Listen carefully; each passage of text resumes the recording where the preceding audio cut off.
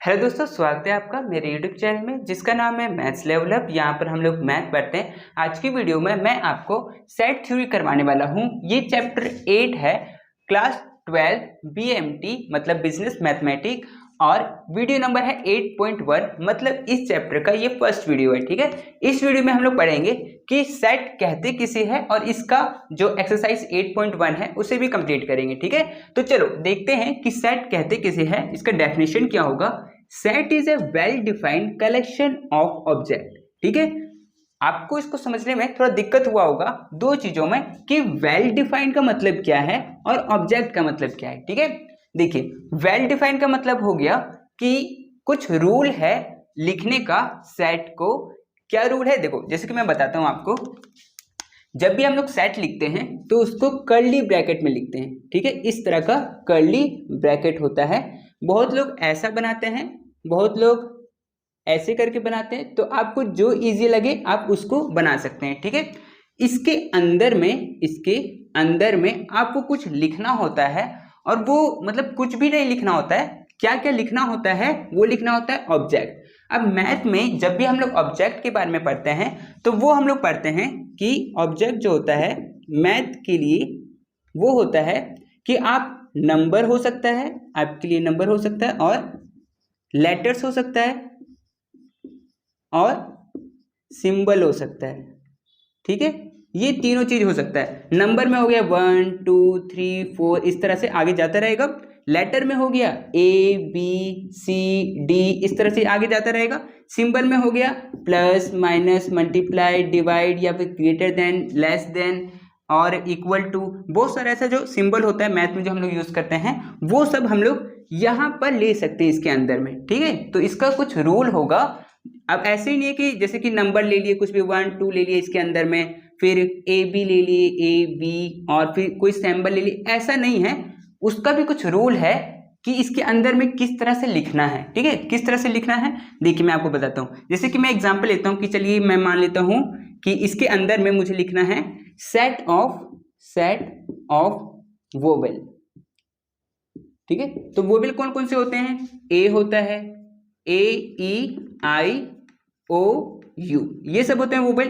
तो जो होता है वही चीज हम लोग को इसके अंदर लिखना है। अब ऐसा नहीं है कि जैसे कि मैं इसमें बी लिख दिया तो बी तो वोवेल होता ही नहीं है इसके अंदर में, है ना। तो वोवेल नहीं होता है तो मैं उसको बी को इसके अंदर में नहीं लिख सकता। ठीक है, अब जैसे कि मैं मान लेता हूं set of even number less than 10 मान लेता हूं कि ये मैं लिखना चाहता हूं इस कर्ली ब्रैकेट के अंदर में। ठीक है, तो वो क्या हो जाएगा देखिए। ठीक है, तो इवन नंबर होता है जो 2 से कट जाता है इजीली। तो यहां पर क्या क्या हो सकता है, 2 हो सकता है, 4 हो सकता है, 6 हो सकता है और 8 हो सकता है। आगे में 10 12 ये सब भी नंबर है, लेकिन हम लोग के क्वेश्चन में खुद बोल दिया गया है कि लेस देन 10 होना चाहिए, 10 से कम होना चाहिए। तो मैंने इसी नंबर को लिया। मैं इसके अंदर में और कोई एक्स्ट्रा नंबर या फिर लेटर्स या फिर सिंबल कोई एक्स्ट्रा नहीं डाल सकता हूँ। जो क्वेश्चन में बोला गया है वही मैं इसमें डाल सकता हूँ। ठीक है, ये आपको समझ में आया होगा। दूसरा चीज कि जब भी हम लोग लिखेंगे इसके अंदर में तो यहाँ पर कोमा जरूर देंगे। ठीक है, जैसे कि मैंने 2 लिखा फिर कोमा दिया, 4 लिखा फिर कोमा दिया, फिर 6 लिखा फिर कोमा दिया, फिर 8 लिखा, तो आपको कोमा देना है। ठीक है, और इसके अंदर में जो ये 2 है, 4 है, 6 है, 8 है, वो क्या है, उसको आप लोग एलिमेंट भी बोल सकते हैं, एलिमेंट, और आप इसको मेंबर भी बोल सकते हैं। ठीक है, इसके अंदर में इसको अंदर में क्या है 2 4 6 8, ये क्या है, ये एलिमेंट भी हो सकते हैं और मेंबर भी हो सकते हैं। ठीक है, तो आपको समझ में आया होगा। ठीक है, चलिए तो इसके बाद हम लोग समझते हैं कि अगर हम लोग को सेट को रिप्रेजेंट करना है, दिखाना है, तो हम लोग कितने तरीकों से दिखा सकते हैं। तो इसलिए मैंने यहाँ पे लिखा है रिप्रेजेंटेशन ऑफ सेट। सेट को रिप्रेजेंट करने का 2 तरीका है, फर्स्ट टेबुलर फॉर्म और सेकंड सेट बिल्डर फॉर्म। ठीक है, इसका एक और एक्स्ट्रा नाम है, जैसे कि टेबुलर फॉर्म को आप बोल सकते हैं रोस्टर मेथड भी, और सेकंड मेथड जो है सेट बिल्डर फॉर्म, इसको आप सिंबॉलिक मेथड भी बोल सकते हैं। ठीक है, अब ये है क्या, इसको मैं आपको समझा देता हूं। अभी हम लोग जो नेक्स्ट क्वेश्चन करेंगे उसमें मैं आपको ये चीज को समझा देता हूं कि हम लोग टेबुलर फॉर्म और सेट बिल्डर फॉर्म कहते किसे, ठीक है। तो आप लोग को समझ में आ गया होगा कि सेट किसे कहते हैं। चलो ठीक है, क्वेश्चन बनाएंगे तो आपको और अच्छी तरह से समझ में आएगा, ठीक है। तो अगर आपको कुछ लिखना है इसमें से तो आप लिख सकते हैं, ठीक है।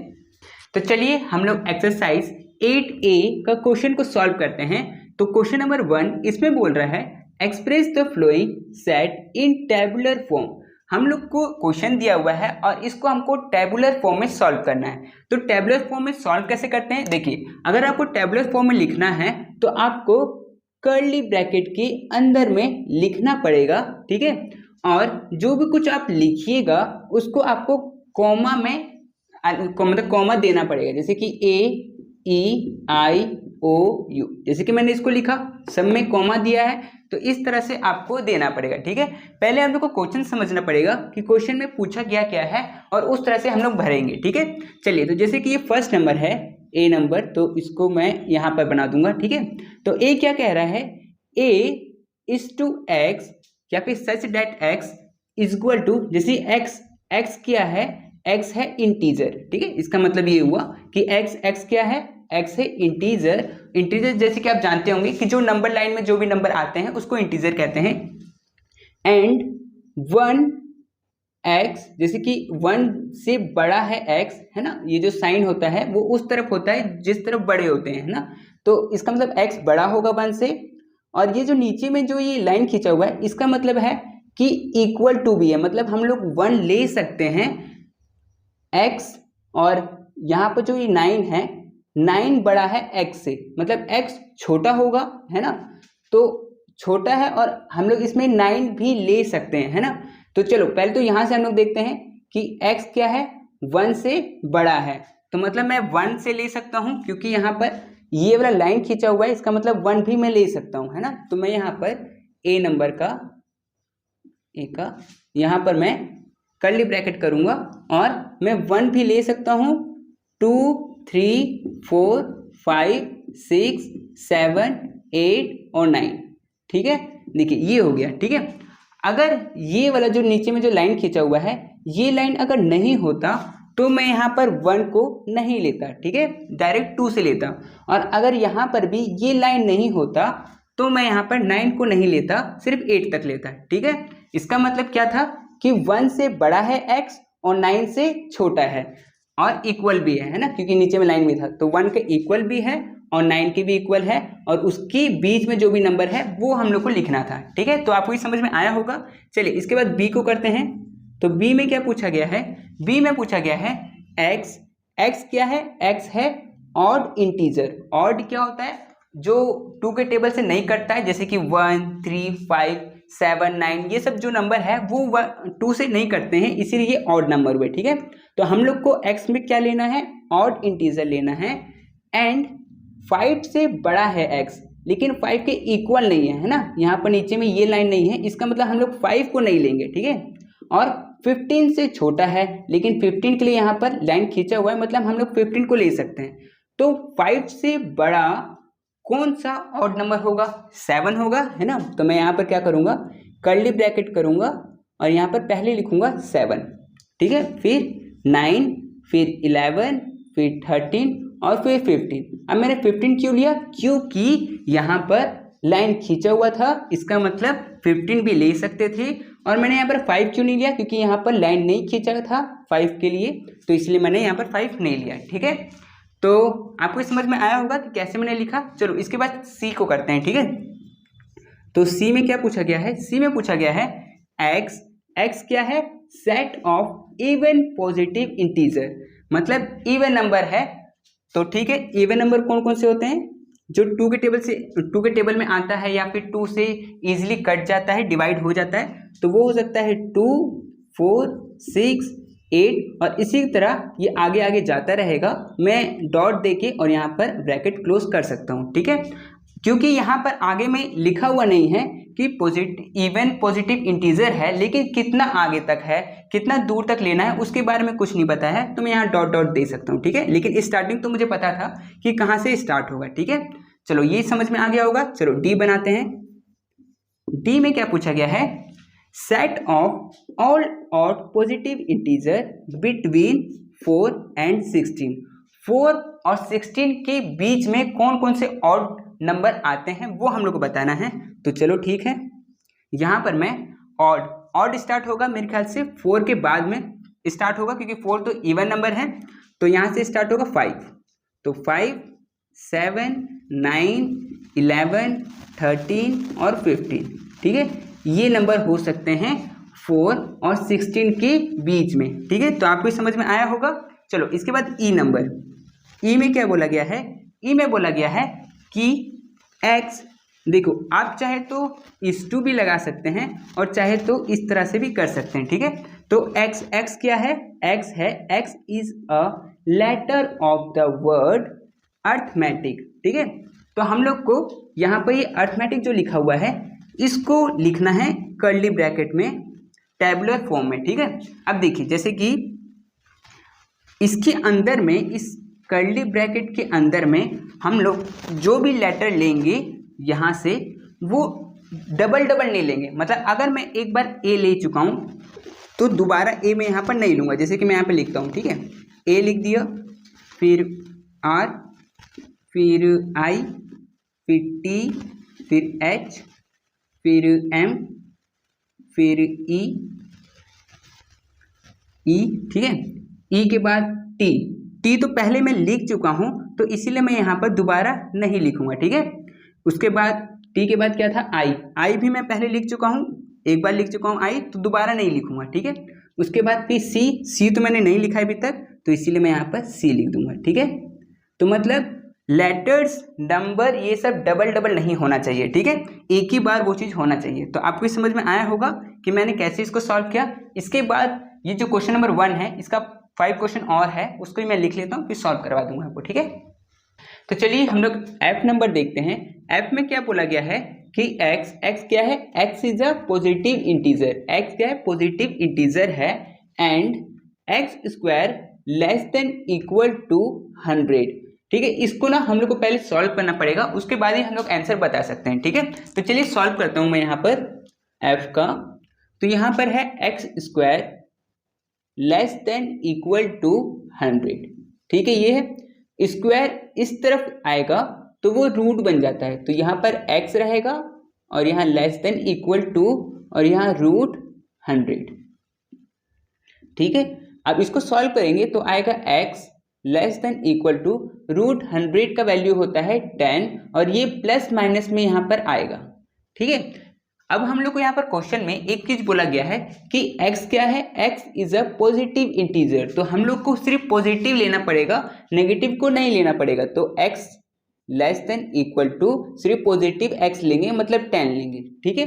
अब देखिए इसका मतलब, ये साइन का मतलब है कि 10 बड़ा है और x छोटा है, तो 10 से छोटा जितना पॉजिटिव इंटीजर है वो उसको ले लेंगे, ठीक है।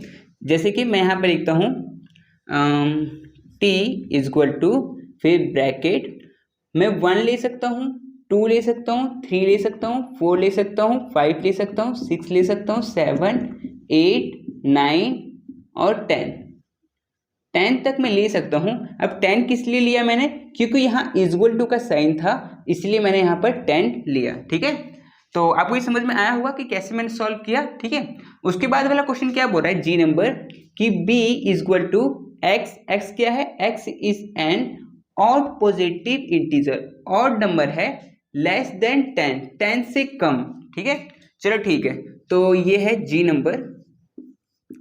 जी में हम लोग को निकालना है b इज इक्वल टू, अब देखिए कि ऑड नंबर कहाँ से स्टार्ट होता है, 1 से, तो 1, 3, 5, 7, 9 यहाँ तक ले सकते हैं, क्योंकि क्वेश्चन में ही बोला गया है कि लेस देन 10, 10 से कम जितने भी ऑड नंबर है पॉजिटिव उसको लिखना है, तो मैंने यहाँ पर लिख दिया, ठीक है। तो आपको समझ में आया होगा।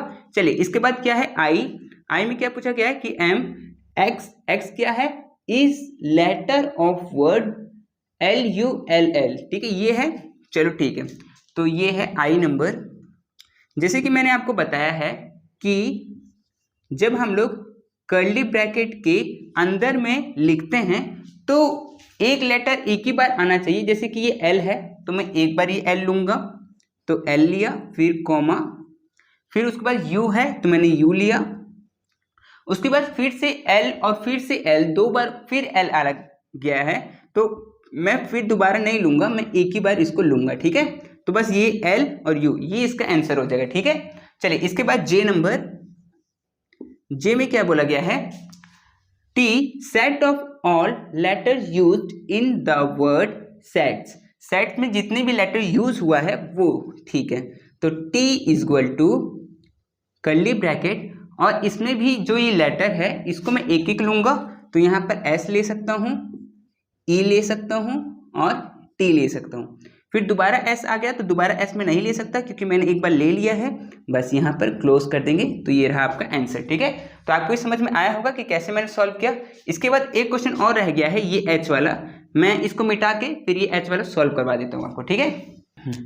तो चलिए H नंबर बनाते हैं। H में क्या बोला गया है कि A is equal to x, x क्या है, एक्स ये इक्वेशन है, इस इक्वेशन को सॉल्व करना पड़ेगा, उसके बाद ही हम लोग आंसर लिख सकते हैं, ठीक है। तो चलिए मैं इसको सॉल्व करता हूँ H नंबर का। तो इक्वेशन क्या दिया हुआ है, इक्वेशन दिया हुआ है x square plus x minus 6 is equal to 0, ठीक है। ये जो क्वेश्चन है, मतलब ये इक्वेशन, ये क्वाड्रेटिक इक्वेशन का है, मतलब शायद हिंदी में द्विघात समीकरण बोलते हैं, ठीक है।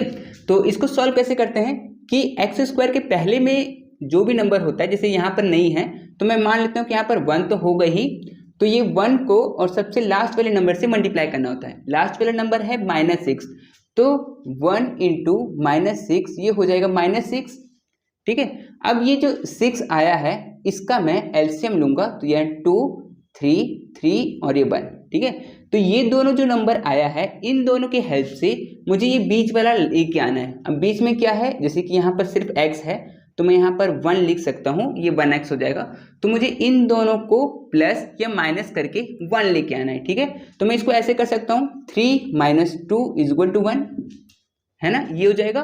मतलब 3 और -2 ये दो नंबर को ले सकता हूँ। अगर मैं इसको मल्टीप्लाई करूंगा ना तो यही -6 आना चाहिए, तो मैं मल्टीप्लाई भी करके देख लेता हूँ। 3 इंटू -2 तो ये -6 होता है। तो प्लस माइनस करने पे बीच वाला आना चाहिए और मल्टीप्लाई करने पे जो हम लोग यहाँ पर इसको मल्टीप्लाई किए थे वो आना चाहिए, ठीक है। तो चलो, तो यहाँ पर मैं इसको लूंगा अभी, ठीक है। कैसे लूंगा, यहाँ पर ये एक्स स्क्वायर था तो एक्स स्क्वायर, फिर प्लस 3x और -2x, 3x में से 2x माइनस करेंगे तो 1x ही बचेगा, है ना। फिर यह -6 है तो -6 इज इक्वल टू 0, ठीक है। अब इसमें कॉमन लेते हैं, इन दोनों में कॉमन और इन दोनों में कॉमन। तो इन दोनों में कॉमन क्या है, इसमें भी x है और इसमें भी x है, तो मैं एक x को बाहर निकाल सकता हूँ। तो इसके पास 2x था, एक x बाहर निकल गया तो एक x तो बचेगा, प्लस इसके पास 3x था, इसमें से x निकल चुका है बाहर तो 3 बचेगा, तो यहाँ पर 3 बचा, ठीक है। आगे बढ़ेंगे तो यहाँ पर माइनस है और यहाँ पर भी माइनस है, तो मैं माइनस कॉमन ले सकता हूँ। ये भी 2 के टेबल में आता है, ये भी 2 के टेबल में आता है, तो मैं 2 भी कॉमन ले लेता हूँ। और x तो इसके पास है लेकिन इसके पास नहीं है, तो मैं x को कॉमन नहीं ले सकता हूँ, ठीक है। तो यहाँ पर क्या हो जाएगा, यहाँ पर हो जाएगा x, क्योंकि 2x में से x 2 तो बाहर निकल गया तो x बचा, फिर माइनस माइनस प्लस हो जाएगा, और 6 2 के टेबल में 3 बार में आता है तो यहाँ पर 3, ठीक है, इज इक्वल टू 0। अब देखिए, अगर आपका ब्रैकेट के अंदर वाला सेम आ रहा है इसका मतलब आपका सही आ रहा है, ठीक है। अब देखिए एक बार आप क्या करिए, ब्रैकेट के अंदर वाले को ले लीजिए। तो ब्रैकेट के अंदर में है x + 3 और ब्रैकेट के बाहर में क्या है x - 2, तो ये हो जाएगा x - 2 इज इक्वल टू 0। अब एक बार x + 3 इज इक्वल टू 0 और एक बार x - 2 इज इक्वल टू 0। इसको सॉल्व करेंगे, +3 उधर जाएगा तो -3 हो जाएगा, तो x इज इक्वल टू -3 और इधर हो जाएगा x, इधर -2 है उधर जाएगा तो +2 हो जाएगा, तो इज इक्वल टू 2। तो यहाँ पर x का वैल्यू क्या आ गया, अगर x का 2 वैल्यू आ गया -3 और 2, तो आप इसको लिख सकते हैं जैसे कि कहाँ पर है a, हाँ, तो a इज इक्वल टू -3 और 2, तो ये आपका आंसर हो जाएगा, ठीक है, ये वाला। तो इतना आपको सॉल्व करना पड़ेगा अगर ये क्वेश्चन आता है तो, ठीक है। तो आपको ये समझ में आया होगा कि कैसे मैंने सॉल्व किया। चलिए इसके बाद मैं क्वेश्चन नंबर 2 लिख लेता हूँ, उसके बाद फिर आपको समझा दूंगा, ठीक है। आप लोग इसको लिख लीजिए। तो चलिए हम लोग क्वेश्चन नंबर 2 को करते हैं। क्वेश्चन नंबर 2 में क्या पूछा गया है, if a is a set of the letter of the word eat, eat word का लेटर है सेट a में। जैसे कि मैं इसको अगर लिखूं तो ये क्वेश्चन नंबर 2 का है। मतलब ए कोई सेट है और ये इसके अंदर कौन सा वर्ड है, ईट के लेटर्स है, तो ई है, ए है और टी है, ये लेटर्स है। ठीक है, हम लोग को क्या बताना है, then which one is true. तो इसमें से ये 4 ऑप्शन है 1 2 3 4, इन चारों में से कौन सा सही है। ठीक है, तो देखिए अभी मैं आपको ये बताने जा रहा हूं कि यहां पर आप देख रहे होंगे कि ई और जो ये साइन है इसको हम लोग कहते हैं बिलोंग्स टू। ठीक है, मतलब ए में ई है, मतलब ए में ये ए है, इसमें ई है, और जो ये वाला साइन है इसका मतलब होता है नॉट बिलोंग्स टू, मतलब कि टी जो है वो ए में नहीं है, इस टाइप से। ठीक है, जैसे कि मैं यहाँ पर अगर मैं बोलूँ तो इसको मैं कैसे समझा सकता हूँ, अगर इसका जैसे कि उसमें तो ट्रू पूछा है, तो इसमें ट्रू क्या क्या होगा ये मैं अलग से आपको बताता हूँ कि ई बिलोंग्स टू ए। ठीक है, ए बिलोंग्स टू ए और टी बिलोंग्स टू ए। जो इस तरफ सबसे पहले इस तरफ जो भी लिखा हुआ होगा वो ये वाला लिखा होगा। ठीक है, एक एक करके ये वाला, और जो इस तरफ लिखेगा वो ये वाला होगा। ठीक है, अब ऐसा नहीं हो सकता कि आप इसको ऐसे लिख दे कि ये कैपिटल वाला ए इधर लिख दे और इसको बिलोंग्स टू और ये छोटा वाला ई इधर कर दे, ऐसा नहीं होगा, ये गलत हो जाएगा। ठीक है, आपको इस तरफ आपको इसके अंदर वाला ही लिखना है और एक एक करके लिखना है। आप इसको ऐसे भी नहीं कर सकते कि ई ए लिख दिए या फिर ए टी लिख दीजिए और फिर बोल दीजिएगा कि ए ये बिलोंग्स टू है ए, ये गलत हो जाएगा। आप दो दो करके नहीं ले सकते, आप एक एक करके आपको लेना होगा। ठीक है, और इसको भी आप नहीं कर सकते। ठीक है, ऐसे भी आप नहीं कर सकते। ठीक है, तो ये भी गलत हो जाएगा। आपको क्या करना है, एक एक करके लेना है और ब्रैकेट में भी नहीं लेना है। जैसे कि ऐसे भी आप नहीं ले सकते, जैसे कि इसमें ई डाल दिए और आप इसको कह रहे हैं कि ये बिलोंग्स टू है ए का, ये भी आप नहीं कर सकते। मतलब आपको ब्रैकेट में नहीं लेना है, आपको सिंगल सिंगल ऐसे ऐसे करके लेना है। ठीक है, अगर ऐसे ऐसे सिंगल सिंगल करके है तो वो ट्रू होगा, अगर इस टाइप का नहीं है तो बाकी सब फॉल्स होगा। ठीक है, जैसे कि इस केस में फर्स्ट वाला ई बिलोंग्स टू ए, क्या ए सेट में ई है, तो ए सेट में ई हाँ है, तो ये तो ट्रू है। ठीक है, ये ट्रू है। ठीक है, आगे देखते हैं ए। अब देखिए यहाँ पर पहले कैपिटल आ गया, ठीक है, जो कि नहीं आना चाहिए, और उसके बाद ये आया, इसका मतलब ये गलत है, ये फॉल्स है ना। अब इसको देखते हैं, T does not belongs to A. अब जो ये टी है वो तो बिलोंग्स टू ए है ना, टी तो है ए में, लेकिन यहाँ पर तो नॉट बिलोंग्स टू दिया है, इसका मतलब ये भी फॉल्स है ना। चलो अब इसको देखते हैं, इसमें ए टी बिलोंग्स टू ए, इसमें ए टी को एक साथ लिख दिया है, इसीलिए ये भी फॉल्स होगा। ठीक है, तो आपको ये समझ में आया होगा कि इसमें ट्रू कौन सा है, ये फर्स्ट वाला, तो ये फर्स्ट वाला आपका आंसर होगा। ठीक है, इसी तरह से सेम क्वेश्चन नंबर 3 भी दिया हुआ है, इसमें भी क्या पूछा है, if A is equal to x, x क्या है, x is an a even number less than 10, 10 से कम इवन नंबर है। चलो ठीक है, तो इसका क्वेश्चन नंबर 3 का मैं यहाँ पे लिख लेता हूँ कि ए सेट है और वो इवन नंबर है 10 से कम, तो इवन नंबर होगा 2 4 6 8, और 10 से कम मतलब 10 में नहीं ले सकता, तो ये हो जाएगा। अब इसमें से देखते हैं कि then which one is false, इसमें से कौन सा गलत है। ठीक है, जैसे कि देखिए ए इज इक्वल टू 2 4 6, लेकिन मेरा आंसर तो आया 2 4 6 8, इसका मतलब ये वाला गलत है ना, तो मैं इसके लिए फॉल्स लिखूंगा। और आगे भी चेक कर लेता हूँ, ए इज इक्वल टू 2 4 6 8, हाँ ये वाला तो सही है ना। इसमें देखते हैं 4 बिलोंग्स टू ए, क्या ए में 4 है, हाँ है, तो इसका मतलब ये भी सही है ना। इसमें देखते हैं 10 बिलोंग्स टू ए, क्या ए में 10 है, अच्छा इसका ना शायद मिसप्रिंट हो गया है, इसका नॉट बिलोंग्स टू होगा, या फिर हाँ नहीं सही है। अच्छा एक सेकेंड, 10 नहीं ये नॉट बिलोंग्स टू होगा। ठीक है, यहाँ पर नॉट बिलोंग्स टू होगा, तो ए में 10 है, ए में 10 नहीं है, उस तरह से तो ये सही है, क्योंकि ये नॉट बिलोंग्स टू बता रहा है। अगर बिलोंग्स टू बता रहा होता इसका मतलब होना चाहिए था, लेकिन नहीं है, इस हिसाब से ये भी सही है। तो इसमें से फॉल्स कौन सा है? ये वाला फर्स्ट वाला फॉल्स है, तो आपका आंसर ये फर्स्ट वाला हो जाएगा। ठीक है, तो आपको समझ में आया होगा कि कैसे मैंने सॉल्व किया। चलिए इसके बाद मैं इसके आगे वाले क्वेश्चन को लिख लेता हूँ, फिर आपको सॉल्व करवा दूंगा। ठीक है, आप लोग लिख लीजिए इसको। तो चलिए हम लोग क्वेश्चन नंबर 4 को करते हैं। क्वेश्चन नंबर 4 में बोला गया है right the flowing sets in set builder form.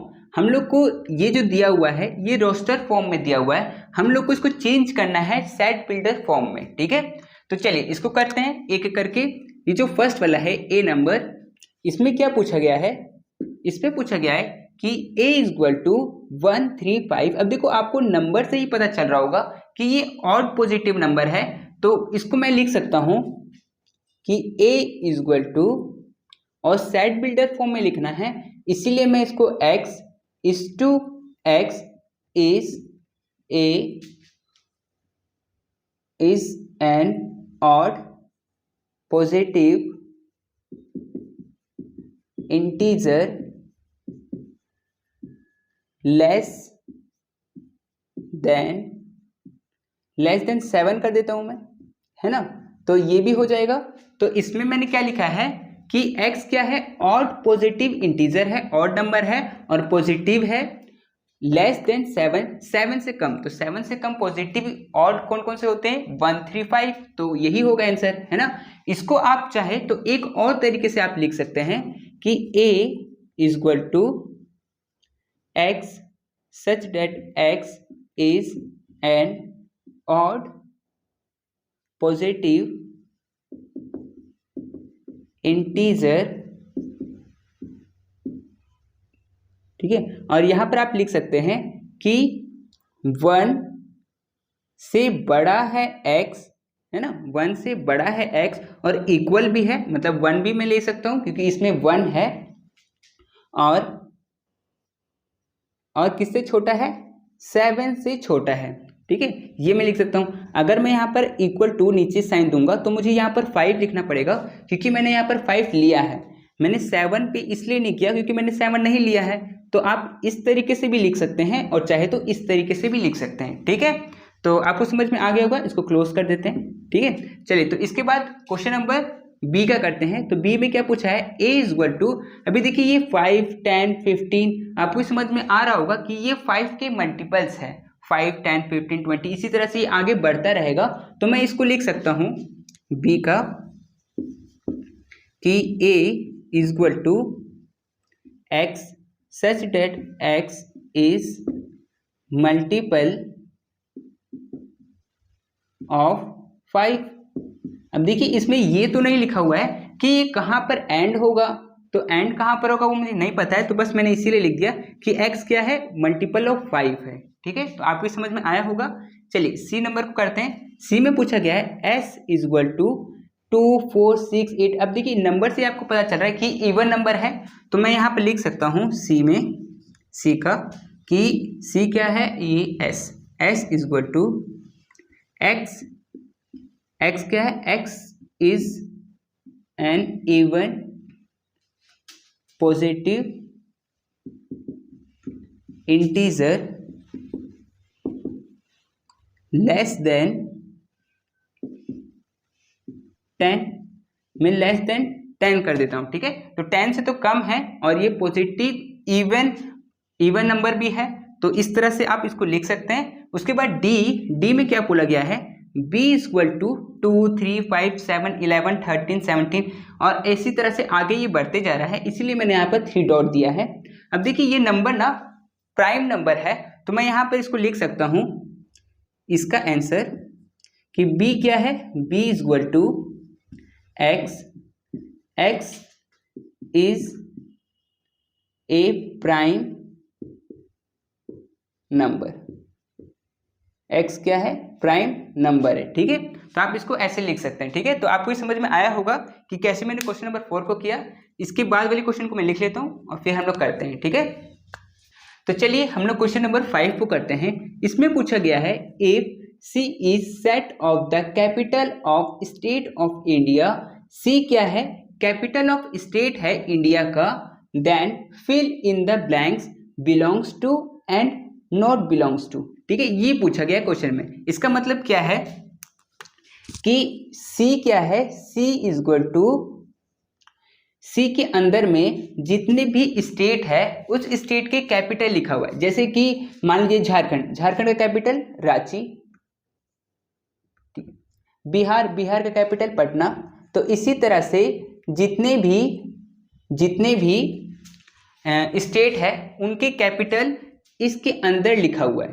ठीक है, हम लोग को बताना है कि बिलोंग्स टू है कि नहीं है, मतलब वो कैपिटल है कि नहीं है। ठीक है, ये पूछा है। तो जैसे कि जयपुर, जयपुर कैपिटल है कि नहीं है, हाँ है, तो इसको आप बिलोंग्स टू में लिखिएगा। और मैसूर ये नहीं है तो आप इसको नॉट बिलोंग्स टू लिखिएगा। श्रीनगर हाँ है तो इसको बिलोंग्स टू लिखिएगा। शिमला हाँ है तो इसको भी बिलोंग्स टू। मेरठ नहीं है तो इसको नॉट बिलोंग्स टू। और पटना हाँ है तो इसको बिलोंग्स टू। ठीक है, इस तरह से आपको बताना था कि इसमें से कौन कौन सा कैपिटल है इंडिया का। ठीक है, मतलब स्टेट के कैपिटल जो है वो पूछा था। ठीक है, तो आपको समझ में आया होगा। चलिए इसके बाद क्वेश्चन नंबर 6, इसमें क्या पूछा है, if A is equal to, A का वैल्यू दिया हुआ है एंड बी, बी का भी वैल्यू दिया हुआ है, then fill in the blanks with belongs to और नॉट बिलोंग्स टू। यहाँ पर हम लोग को फिल करना है। तो ठीक है, चलिए करते हैं। जैसे कि 3A, तो ए में 3 है क्या, हाँ है, तो इसका मतलब ये बिलोंग्स टू होगा, है ना। चलिए 5, ए में 5 नहीं है तो यहाँ पर नॉट बिलोंग्स टू होगा। फिर यहाँ पर बी में 10 है क्या, नहीं है, तो यहाँ पर भी नॉट बिलोंग्स टू होगा। फिर यहाँ 1 2 ए में 1 2 तो है, लेकिन हम लोग एक एक करके लेते हैं और ये ब्रैकेट तो देते भी नहीं है, तो इसका मतलब ये नॉट बिलोंग्स टू होगा। ठीक है, 7 बी में, तो बी में 7 हाँ है तो ये बिलोंग्स टू होगा। और यहाँ पर तो 1 और 5, तो ये तो कोई मैथ है नहीं इसका, तो इसको नॉट बिलोंग्स टू कर देते हैं। ठीक है, तो 4 ए में 4 हाँ है तो इसका बिलोंग्स टू होगा। और ए में 6 नहीं है तो नॉट बिलोंग्स टू। और बी में 6 हाँ है तो यहाँ पर बिलोंग्स टू। ठीक है, तो आपको समझ में आया होगा कि कैसे मैंने क्वेश्चन को सॉल्व किया। इसके बाद 3 क्वेश्चन और बचा है, उसको ही मैं करवा देता हूँ। ठीक है, आप लोग इसको लिख लीजिए। तो चलिए हम लोग क्वेश्चन नंबर 7 करते हैं। इसमें क्या पूछा गया है कि write the following in language, इसको अपनी लैंग्वेज में लिखना है। तो चलिए इसको आप क्या लिख सकते हैं, जैसे कि फर्स्ट वाला पूछा गया है 4 बिलोंग्स टू सेट ए, तो इसको आप लिख सकते हैं फर्स्ट वाले को 4 बिलोंग्स टू सेट ए। ठीक है, एक तो आप इसको ऐसे लिख सकते हैं और चाहे तो आप इसको ऐसे लिख सकते हैं 4 is the element of set ए, चाहे तो आप इसको ऐसे लिख सकते हैं। ठीक है, दोनों तरीके से लिखिएगा, मतलब दोनों में से कोई सा भी एक लिखिएगा, आपका आंसर सही है। ठीक है, तो जैसे कि ये जो लिखा हुआ है, इसी तरह से सेकंड वाला भी है 5 बिलोंग्स टू पी, या फिर 5 is the element of set P. ठीक है, तो आप यहाँ पर सेकंड वाले के लिए तो फर्स्ट वाला हो गया, सेकंड वाले के लिए आप क्या कर सकते हैं, आप लिख सकते हैं 5 बिलोंग्स टू सेट पी, या फिर आप इसको लिख सकते हैं 5 is the element of set P. ठीक है, चाहे तो आप इसको ये लिख सकते हैं। ठीक है, तो आपको समझ में आया होगा कि कैसे करना है।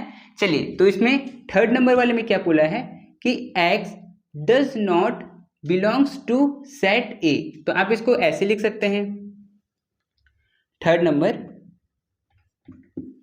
कि x does not belongs to set A. ठीक है, या फिर आप इसको लिख सकते हैं x is not the element of set A. ठीक है, चाहे तो आप इसको ऐसे लिख सकते हैं। ठीक है, उसी तरह से ये 4 नंबर हो गया -7 बिलोंग्स टू सेट क्यू, या फिर आप इसको लिख सकते हैं -7 is the element of set Q. ठीक है, ऐसे लिख सकते हैं। फिर सेम ये वाला भी इस ब्रैकेट को देके, जैसे कि आप इसको लिख सकते हैं ऐसे, ब्रैकेट देख के बिलोंग्स, अच्छा नॉट बिलोंग्स टू है ना, तो यहाँ पर नॉट दे दीजिएगा, not belongs to set A, या फिर इस चीज को लिख के is not the element of set A, ठीक है, ऐसे आप लिख सकते हैं, ठीक है। फिर लास्ट वाला क्या होगा 6 number, chair belongs to set B, या फिर chair is the element of set B, ऐसे आप लिख सकते हैं, ठीक है। तो आपको समझ में आया होगा कि कैसे मैंने इस क्वेश्चन को सॉल्व किया। इसके बाद 2 क्वेश्चन और है, उसको मैं करवा देता हूँ। तो चलिए हम लोग क्वेश्चन नंबर 8 को करते हैं। क्वेश्चन नंबर 8 में बोला गया है इफ ए सेट है और सेट में क्या है ए बी सी है, then which of the followings are true and which are false. इसमें से कौन कौन सा ट्रू है और कौन सा फॉल्स है वो हम लोग को बताना है, ठीक है। चलो ठीक है, तो ए बिलोंग्स टू ए, ये तो ट्रू है, ये तो सही है, तो ये हो जाएगा ट्रू, ठीक है। इस तरह से तो होता नहीं है, तो ये हो जाएगा फॉल्स, ठीक है। कर्ली ब्रैकेट के अंदर में नहीं होना चाहिए, इसीलिए ये फॉल्स हो गया। उसी तरह से ये भी कर्ली ब्रैकेट के अंदर है, तो ये भी फॉल्स हो जाएगा। ये एक सिंगल अलग से निकला हुआ है, इसका मतलब B बिलोंग्स टू A, ये सही है, तो इसका मतलब ये ट्रू हो गया। अब देखिए एक एक करके हम लोग लेते हैं, लेकिन इसमें 2 करके लिया हुआ है और वो भी कर्ली ब्रैकेट के अंदर में है, तो ये गलत है, इसका मतलब ये फॉल्स होगा। यहां पर भी वही चीज गलती हुआ है कि A B C तीनों ले लिया गया है और वो भी ब्रैकेट के अंदर में, तो इसका मतलब ये भी फॉल्स है। इसमें भी B और C लिया गया है और वो भी कर्ली ब्रैकेट के अंदर में, इसका मतलब ये भी फॉल्स है। अब इसमें कहा गया है कि A और B और कर्ली ब्रैकेट के अंदर में, लेकिन यहाँ पर कहा गया है डज नॉट बिलोंग्स टू, है ना, यहाँ पर इसको काटा गया है, इसका मतलब कि A में ये दोनों नहीं हैं। बोले हाँ ये बात तो सही है, तो इसका मतलब ये ट्रू होगा, ठीक है। अगर ये कटा हुआ नहीं होता तो ये फॉल्स होता, ठीक है। अब देखिए यहाँ पर ये कैपिटल A इस तरफ आ गया है और इस तरफ ये जो इसके अंदर में है ये वाला आ गया, तो इसका मतलब ये तो उल्टा हो गया और ये गलत भी है, तो इसीलिए ये फॉल्स होगा, ठीक है। तो आपको ये समझ में आया होगा कि कैसे मैंने इसको सॉल्व किया है। चलो उसके बाद लास्ट यहाँ पर क्वेश्चन नंबर 9 बचा हुआ है। इसमें क्या पूछा गया है, राइट द फ्लोइंग्स इन नोटेशन। इसको नोटेशन में हम लोग को बताना है। देखिए मैंने आपको बताया था कि जो हम लोग अंदर में लिखते हैं, जैसे कि ये चीज, इसको हम लोग एलिमेंट भी कहते हैं और मेंबर भी कहते हैं, ठीक है। तो इसी तरह से आप चाहे तो इसको, जैसे कि यहाँ पे लिखा हुआ है 5 is a member of set A, तो इसको मैं ऐसे लिख सकता हूँ 5 बिलोंग्स टू ए, और चाहे तो मैं इसको बोल सकता हूँ 5 is a member of set A, ठीक है। दोनों चीज इसके लिए सही है। इसी तरह से यहाँ पर बोला गया है 3 is not a member of set A, तो नॉट है मतलब 3 not belongs to set A, या फिर 3 is not a member of set A, ठीक है, ऐसे आप बोल सकते हैं। यहाँ पर R is a member of set P, R क्या है, मेंबर है, मतलब बिलोंग्स टू है सेट P का, चाहे तो आप इसको ऐसे बोल लीजिए, चाहे एलिमेंट बोल लीजिए, बात देखिए, ठीक है। E is not a member of set N, E member नहीं है, मतलब does not belongs to set N, तो यहाँ पर मैं N लिख देता हूँ, ठीक है। तो आपको समझ में आया होगा कि किस तरह से मैंने इस क्वेश्चन को सॉल्व किया। तो अभी हम लोग का जो एक्सरसाइज 8A है वो कंप्लीट हो गया है, ठीक है। तो आप लोग इसको लिख लीजिए और उसके बाद नेक्स्ट वीडियो में मैं एक्सरसाइज 8B को स्टार्ट करूंगा, ठीक है। तो ठीक है, इस वीडियो के लिए सिर्फ इतना ही, मिलते हैं हम लोग आने वाले नेक्स्ट वीडियो में, ठीक है।